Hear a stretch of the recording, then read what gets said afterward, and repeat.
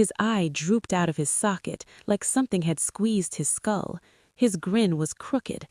"Hey, kiddo," he said in a voice that sounded off-key. Nausea filled me. I started vomiting, warm liquid down my shirt, splashing on my feet. My dad, not dad, stood tilted, like gravity had suddenly changed. One arm was too long and hung limply from its socket. "I miss you so much." "Stop," I sobbed. "Please. Come with me. We can be a family again." "Stop." "I never got to meet Grace. Wouldn't it be so wonderful for me to finally meet her?"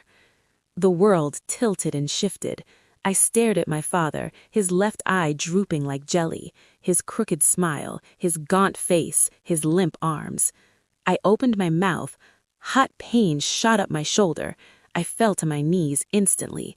I tried to cry out, to say stop again, to tell Grace to run for her life, but all that came out was a scream of pain, and another, and another. When I finally opened my eyes, the world had stopped tilting. Luke was dragging me across the floor, back from the glass door. Grace was peeking out of the storage area, terrified. I touched my shoulder, stinging with pain. My fingers came away red. It bit me. "I'm dying." "What?" My phone began to ring. Shaking all over, I reached into my pocket and pulled it out. It recognized the number. It was Rochelle. "You're right," she said breathlessly. No preamble. "What?" I asked, my voice hoarse. "My husband, he has some friends who work with cell phones and stuff, and he—" She took a deep breath, trying to steady her voice. "They traced the signal.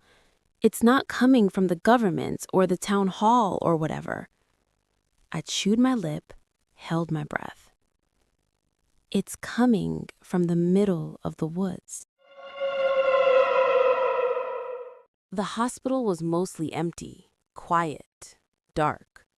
Fluorescent lights buzzed overhead, and the walls were a sickly shade of sea foam green.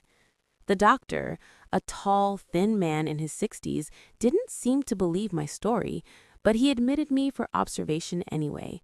My mom was staying at her friend's house with Grace, in their non-walkout basement. I didn't want to leave her. I wanted her right here with me.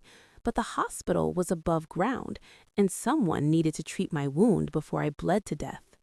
Luke left me for a moment to use the bathroom. I closed my eyes, not intending to sleep, but I was so tired, and the